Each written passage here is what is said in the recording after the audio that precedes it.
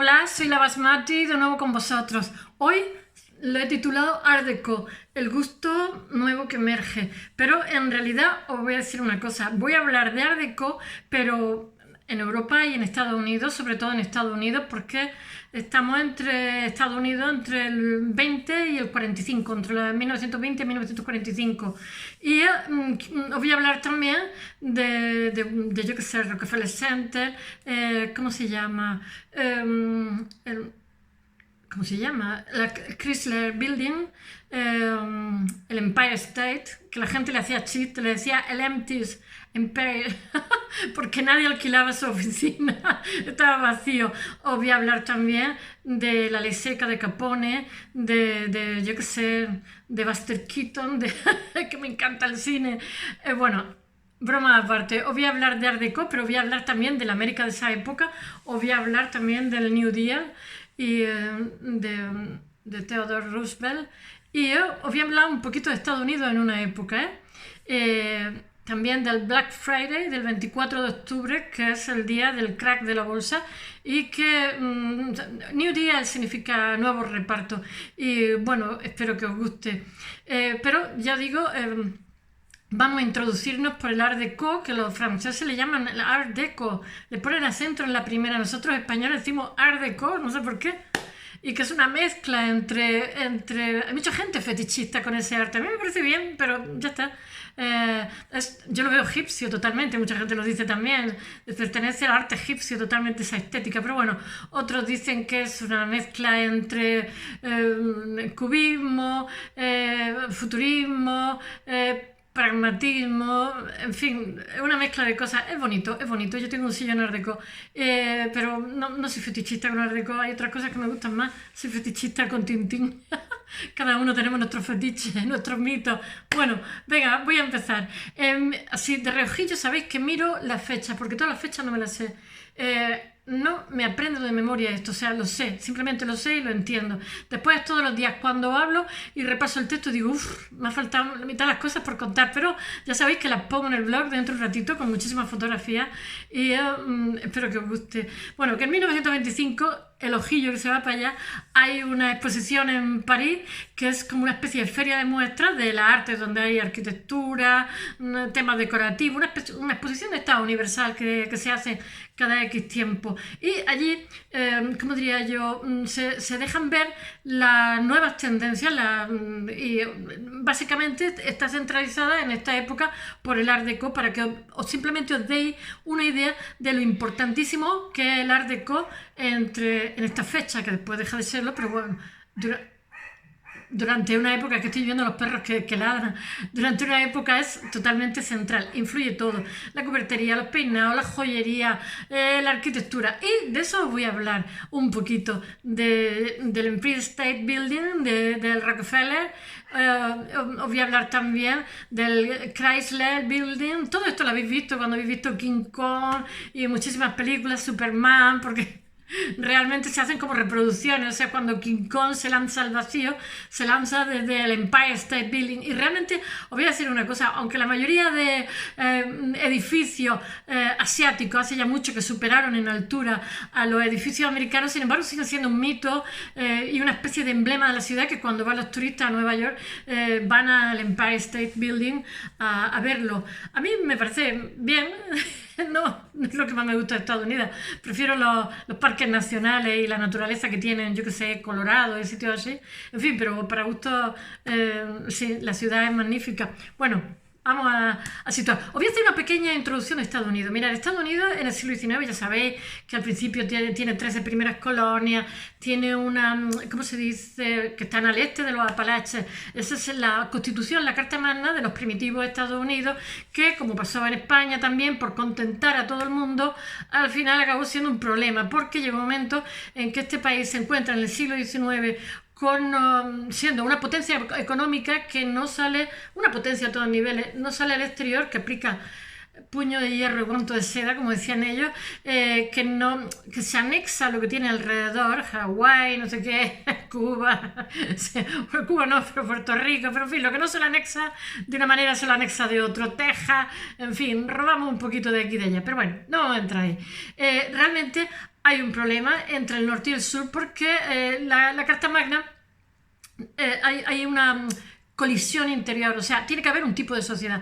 Entonces en el norte está más el ruso, el capital privado, el capital financiero que ya ha nacido y tal, y en el sur están las plantaciones francesas que son muy refinadas pero utilizan la esclavitud, como ya sabéis. No es lo peor, porque los del norte también tienen sus cosas, pero bueno, se coge eso como excusa, porque siempre en todas las guerras siempre hay una base económica, siempre se hace como en la Reconquista Española, eran ganaderos contra agricultores, ¿no? Y después dicen, no, mira, el Islam y el cristianismo, no, hay una cuestión de aquí, siempre, absolutamente siempre, en la mayoría de guerras siempre hay una cuestión económica, incluso en las guerras mundiales, pues hay una Alemania que era una potencia, entonces le cortaron los pies, así, una temporada. No me hagáis caso, por favor, que estamos es con el Art Deco. Bueno, entonces seguimos con la sinopsis de Estados Unidos. Estados Unidos llega a una guerra civil entre ellos, entre el norte y el sur, porque necesita elegir un modelo de sociedad. Gana el norte y entonces el sur lo dejan, como se dice, ocupado militarmente bastante tiempo, que eso no se cuenta en la historia, pero es así. Los pobres sureños pues como que les dan 3 vueltas de tuerca porque han sido los perdedores, etcétera. Y eso también, lo que pasa es que el sur es una potencia artística, los mejores escritores, los mejores músicos, digan lo que quieran, los del norte tan fino y la costa este, etcétera. Los buenos artistas han estado y están en el sur, más que les pesen. Pero bueno, tampoco vamos a entrar en eso. Lo que estoy haciendo es una sinopsis. Bueno, y nos encontramos en el siglo XIX con un Estados Unidos fuerte que no puede salir al exterior a finales del siglo XIX porque tiene el problema del oeste de los indios. Y ahora llegamos a los años 20 y entonces ya es una nación poderosísima, como está pasando ahora mismo también con la potencia de China, que no puede, arrastra, hay como 2 velocidades dentro de esta potencia y tiene, no sé si 500 o 700 millones que viven por debajo de los umbrales de la pobreza. Y sin embargo después tiene otra barbaridad de millones de habitantes que están muy por encima de la media, quizás a nivel mundial. Y entonces, claro, tienen que resolver, antes de esa potencia dominar el mundo, por decirlo de alguna forma, tienen que resolver sus problemas interiores, como le pasa ahora a Estados Unidos con el tema de los indios. Bueno, y ya estamos en los años 20, entonces en los años 20 se hacen piruetas porque la economía está algo inestable y de hecho lo que ocurre en el año 29, el crack, o sea, el reventón, no vamos a entrar en Lehman Brothers años después. En mi país siempre están con Zapatero, bueno, es que digo yo, digo, ¿por qué la gente no se enteró que pegó un reventón Lehman Brothers? Pero bueno, ahí no vamos a entrar tampoco. Bueno, en 1929 lo que hay es una crisis de superproducción. Y entonces, claro, eso produce un paro horroroso, una hambruna espantosa y tal, pero bueno, es un pueblo que sabe levantarse, se aplican unas medidas fantásticas. Entonces lo que hacen es aplicarse poco la tecnología. Estoy haciendo una sinopsis, ya si me sabéis que mis sinopsis son de 10 minutos. Se aplica poca tecnología. ¿Por qué? Como hizo Mao en China también al principio, porque hay muchísimo paro. Entonces, si utilizas tecnología, no necesitas tanta gente. Y como lo que se trata es de salir del bache, del agujero en el que están, que es de un paro horroroso y una hambruna horrorosa, lo que se hacen es hospitales, juzgados, se hacen creo que 29 pantanos, que ellos dicen dique de... En inglés le llaman otra forma, ¿no? Nosotros le llamamos el pantano, pero es dique de sujeción, no sé, no me acuerdo. Bueno, se hacen infinidad de obras públicas por todo el país para atenuar el paro y se toman una serie de medidas para luchar contra la inflación, luchar contra la falta de vivienda en los barrios bajos marginales, luchar contra la pobreza, luchar contra la marginalidad y que tiene unos beneficios maravillosos a nivel político, a nivel social, pero diría también que a nivel artístico, que en una de las veces he hablado, para que haya iniciativa artística se da una cantidad de dinero para que esos artistas no se mueran de hambre y tengan que dedicar, ojalá se hiciera en nuestro país, y tengan que dedicarse a otros trabajos, sino que puedan trabajar de artistas. Y eso que hace, eso consigue que en los años 40 haya un expresionismo abstracto brutal, o sea, en Estados Unidos, me refiero gigantesco, que fascina a todo el mundo. Pero eso, normalmente, como diría yo, los cimientos se ponen, son estos cimientos económicos para que estos jóvenes, cuando empiezan a elegir su profesión, puedan seguir su vocación sin tener que desviarse en otra dirección. Y se hace ahora, con estas medidas que se toman en el New Deal o nuevo reparto. Pero bueno, voy a empezar por el principio, estoy contando el final. También os hablaré del Rockefeller Center. Os voy a hablar de unos cuantos ahora en el Art Deco. Cuando hable un poquitín de Art Deco, voy a hablar de 2, 3, edificios emblemáticos de Art Deco que cierran una época, cierran los años 20, que muchos de ellos se ven comprometidos y acaban en los años 40 porque le pilla el crack del 29. Y a pesar de que, por ejemplo, un Rockefeller Center, que es casi una ciudad dentro de una ciudad de las artes, por decirlo de alguna forma, donde está Radio City, donde hay montones de cosas dentro, en su interior, creo que hay 22 edificios, algo descomunal, emblemático, maravilloso, donde ya sabéis, todos los años se enciende un árbol de allí, cuando es como que empieza la Navidad en la ciudad. Bueno, pues todo eso se empieza a hacer en los 20, pero como les pilla, aunque tienen una capacidad económica los Rockefeller brutal, bestial, aunque les pilla el 29, lo que pasa es que lo que hace es ralentizar algo que se tendría que haber acabado en poco tiempo, y entonces lo que hace es que pues se hace en los 40 casi, porque realmente necesitan, pues ya sabéis, cuando hay un edificio y más de esas proporciones magnas, necesitan muchísimas infraestructuras, muchísimas cosas, en fin, lo único que hace es que se acaba, pero bastante tiempo después. Bueno, diciendo estas palabras, sigamos con el Art Deco, que me he puesto a hacer una sinopsis de 10 minutos, como siempre, para variar. Y bueno, deciros que hay unas fotografías maravillosas de cómo se movían, por ejemplo, en un Empire State Building, cómo se movían los obreros por las vigas sin ningún tipo de arnés ni nada, madre mía. Uf, digo yo, eso es como la tecnología, ¿no? Como cuando usamos la tecnología, puede ser maravilloso, pero puede también seccionar el cuello. En mi caso, claro, porque no sé nada de tecnología, pero mi hija me están diciendo, venga, métele novedad a tu vídeo, hazle no sé qué, hazle no sé cuánto. Digo, sí, ¿cómo se hace eso? Soy una pobre ama de casa. Bueno, sigamos con el Art Deco. Esta exposición, sabéis que se hace una exposición en París en 1925, donde se contempla la nueva vía del arte, donde está el Art Deco. Y bueno, y ahí está el diseño, la artesanía, la arquitectura, el arte, en fin. Y realmente lo que está avisando de que hay un cambio de panorama artístico, porque ¿cómo se dice? Esta exposición de París lo único que te está diciendo, nos está diciendo es que hay otras tendencias y que va a estar entre los años 20 y 30, ya sabéis. Me quedo sin... Bueno, entonces, en el Art Deco lo que se da tengo que vigilar esto de vez en cuando porque tengo cifras para dar fechas. En el Art Deco ya sabéis que es una mezcla... Hay mucha redondez. Yo tengo mis sillones como muy redondos. Es una mezcla tiene ángulos redondos, lo mismo hay cubiertos. Yo conozco muebles, cubiertos, joyería preciosísima, lámparas. Entonces se utilizan en vestidos, los diseños cubiertos de mesa también. Y bueno, y en los automóviles, por Dios, en los automóviles, que se nos olvida que estamos en la época de Henry Ford y el Chrysler. Bueno, como he dicho, hay una mezcla de cubismo, expresionismo, futurismo, fascinación por las máquinas, la estética moderna de aquel momento, el racionalismo. Hay una mezcla de todo, pero yo veo Egipto. O lo sintetizo. Bueno, es un estilo muy elegante, pero que tiene también muchísima fascinación por el latón, por los materiales pesados, por la plata, por el acero, etc. He visto cantidad de lámparas que luego se han subastado y son una preciosidad. Y bueno, aunque esto predomina en Europa, cuando llega a América hay una auténtica fascinación. Y voy a decir una cosa, ¿sabéis quién usa muchísimo el Art Deco o Deco, que dicen los franceses? ¿Cómo se llama? La publicidad, porque ya estamos en una época de boom económico, porque realmente Estados Unidos tiene un boom económico después de la Primera Guerra Mundial, para después caer en declive en el Black Friday, que ahora se usa como rebaja, pero que entonces fue el Viernes Negro, algo que la gente se lanzaba por las ventanas porque habían pasado de multimillonarios a mendigos. Y yo digo, bueno, pero qué fe en el dinero, ¿no? Porque algunas veces el destino te hace favores, después lo sabes años después, ¿no?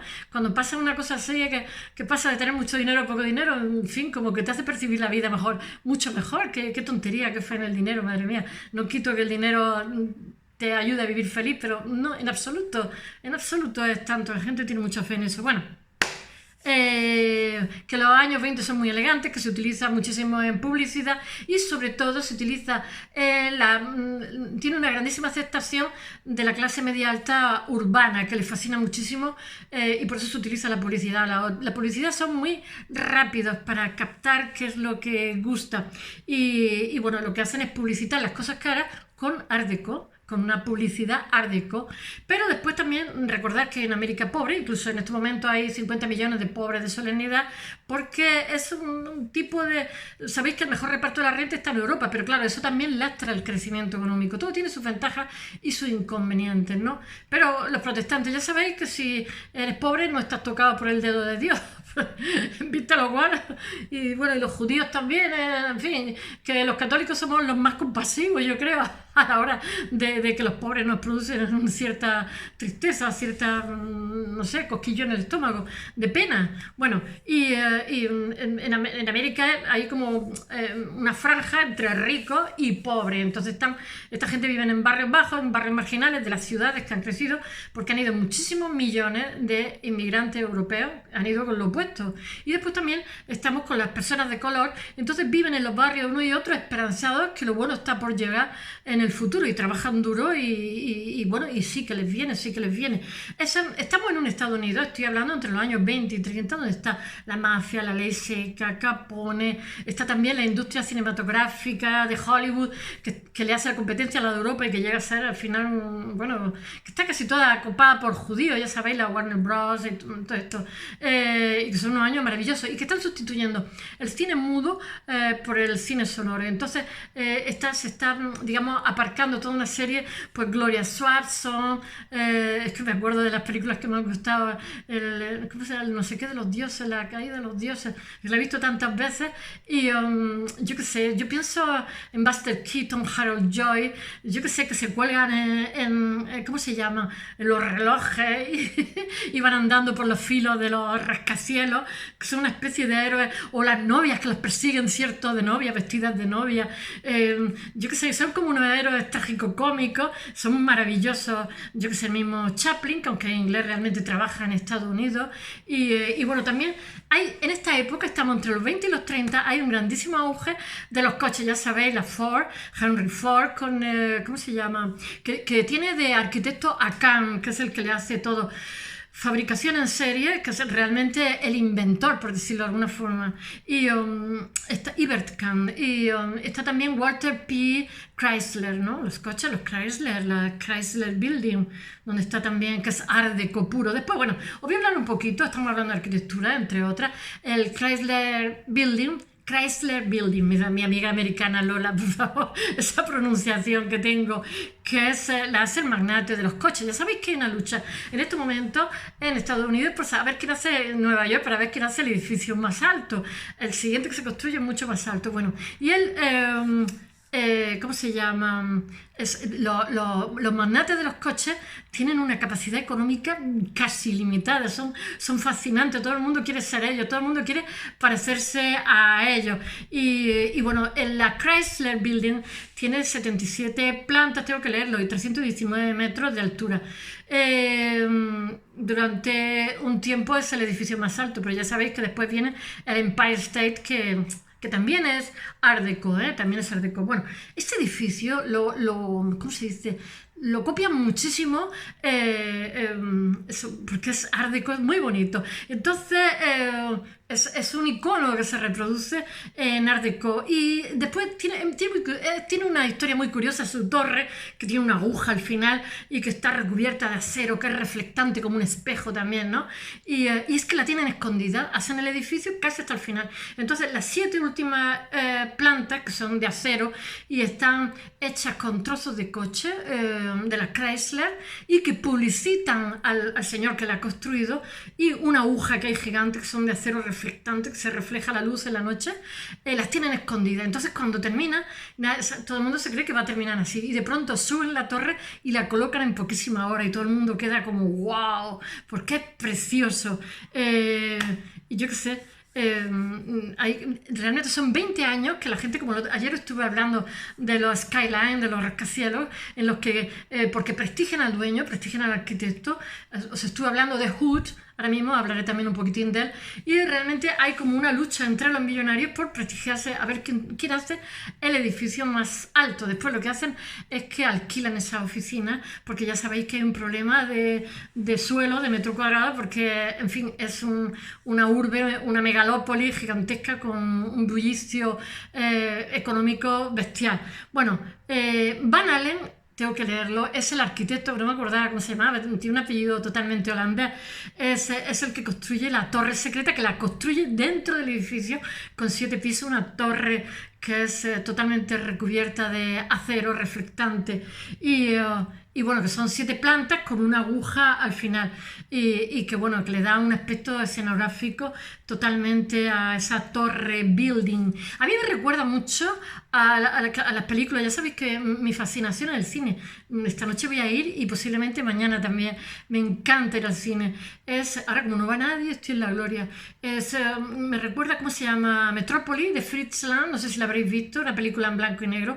Me recuerda mucho esa estética, ya lo sé que es Art Deco, pero como ya sabéis que toda esta forma de interpretar el arte siempre hay acepciones, pues a mí me recuerda, porque además esta película, Metrópoli, es de la misma época. Y bueno, no solamente el edificio más alto del mundo durante un tiempo, sino que sirve, la Chrysler Building sirve como panel publicitario para la empresa automovilística, porque él está recubierta con tapacubos originales de los coches Chrysler. Y bueno, he de deciros que a los pocos años comienzan el Empire State Building, que también es Art Deco y es el edificio más alto del mundo durante bastante tiempo. Y he de deciros que se hace también, que después lo terminan tarde, porque ya he dicho que pillan el Viernes Negro, el Black Friday del 24 de octubre de 1929, que es el crack por la superproducción. Y bueno, y que aunque ha sido superado por los asiáticos y tal, sigue siendo un mito, que bueno, que de ahí se lanza King Kong, como he dicho, y montones de películas de Superman, etcétera. Lo que pasa es que es un edificio frío, está hecho con materiales nobles, es sosote. Entonces le hicieron como un chiste, porque lo hacen en la época de la depresión y es para alquilar oficinas, pues nadie alquilaba porque no había. Y entonces le llamaba, en vez de Empire, como he dicho antes, el empty, el vacío. State Building. Le hicieron chistes como juego de palabras, que los anglosajones son muy aficionados a eso. Y bueno, que es el último edificio que se hace de ese tipo de los años 20 y es como ¿cómo diría yo? Una aventura que se acaba, esa lucha por aventuras tan prosopopeyas, edificios tan magnos, se acaba con el Empire State Building, que se termina bastante después. Lo mismo que el Rockefeller. Bueno, mira, el Empire State Building como la Chrysler Building son como visiones petrificadas de American Dreams de los años 20, ¿no? Y lo mismo que el McGraw, como dije ayer, de Hood, y el Daily News de Chicago, que dije Building, eran como cuando se introduce estilísticamente la vanguardia europea a través de los americanos sin darse cuenta, el lenguaje formal de la vanguardia europea. Y bueno, del Rockefeller no quiero hablar mucho porque no sé si había estado en Nueva York, pero son como 22 edificios, es como una ciudad dentro de la ciudad y yo qué sé, pues tiene como unos cines o como un teatro que caben 6.000 y pico personas, el Radio City, yo qué sé, un centro magno, es magnífico, maravilloso, gigantesco, pero nada más que le pilla también el 29 y entonces en vez de ser acabado pronto, pues tarda bastante más años, se acaban al principio de los 40. Bueno, y ahora hablar solamente un poquito del New Deal o nuevo reparto, que es muy poquito porque mis amigos americanos se están partiendo de risa. Bueno, esto en 1933, Theodore Roosevelt pues toma una serie de medidas para superar la crisis, que se encuentra en una situación horrorosa, con un paro espantoso, que habían sido fantásticos para luchar con el paro anteriormente, una inflación, una hambruna, bueno. Y entonces lo que hace es aplicar medidas públicas que tienen consecuencias económicas, políticas y sociales, de hecho que artísticas también, que lo he contado otras veces. Y el núcleo de este programa artístico está en también adoptar medidas para combatir el paro, que como he dicho es hacer muchísimas obras públicas, en hospitales, juzgados, yo qué sé. Y todo eso lo que pasa es que cogen para darle seguridad a la gente, cogen como una arquitectura clasicista. Entonces lo que utilizan es poca tecnología, porque como hay mucho paro, para que la gente tenga trabajo y vayan saliendo de ese hoyo, de ese agujero, y todo el mundo pueda comer todos los días, que se trata de solucionar primero y luego ya verán otras cosas. Y bueno, luchan también contra el problema de la vivienda de los barrios bajos y bueno, se crea un ambicioso programa de creación de empleo, ya lo he dicho, por construir sistemas de canales, escuelas, palacios, calles, teatros, jardines, ayuntamientos, hospitales, palacios de justicia y como no falta mano de obra ni dinero para invertir, lo que se hace es evitar la tecnología como ni tiempo. Que eso te lo hace también Mao, como he dicho. Es que tengo mi médico de cabecera, estuvo en China 20 años trabajando, aprendiendo la acupuntura, y yo estaba fascinado. Y entonces le explicaron que no, que como no había dinero, había mantenido la acupuntura porque era muy barata. Entonces, para él, que le fascinaba mirar el iris, averiguar tal, aquellos estaban muertos, penados, llevaba una maleta llena de hospitalidones, de aspirina, aquellos eran wow, qué maravilla. En realidad lo que hicieron eso es porque, como si dijéramos, para que el crecimiento fuera paulatino, para que no hubiera demasiado, bueno, es que no había dinero en China ni medios, también tuvieron que partir de tal, y entonces lo que intentan es utilizar poco la tecnología, etcétera. En fin, no quiero aburriros. Bueno, se hacen 32 pantanos por medio de arquitectos e ingenieros, y después la Tennessee Valley Authority crea no solamente empleo, estos son los que hacen los pantanos y hacen muchísimas obras públicas, sino también lo que intentan crear, ya sabéis que me pica todo cuando estoy haciendo esto, lo que intentan crear también es como una ilusión social de futuro, para que la gente no se decepcione, no se entristezca, mire al futuro esperanzado. Y lo consiguen porque salen adelante en relativamente poco tiempo. Y bueno, pero es que estos edificios lo hacen de forma muy conservadora, pero también lo hacen como para dar ilusión a la gente, para que... Y después hay que destacar la Casa de la Moneda de San Francisco. Yo pensaba que la Casa de la Moneda era la de Allende, Santiago de Chile. No sé si es una mala traducción, pero bueno. Que es un arquitecto, Gilbert Stanley Underwood. No sé quién es, ni sé cuál es la Casa de la Moneda, luego la buscaré y la pondré en mi blog, pero he estado buscando sobre esta información y me ha llamado la atención. Y bueno, que crean un nuevo país y que realmente sientan las bases de lo que serán luego, después de la Segunda Guerra Mundial, Estados Unidos, la nueva potencia mundial. Espero que os haya gustado esta mañana.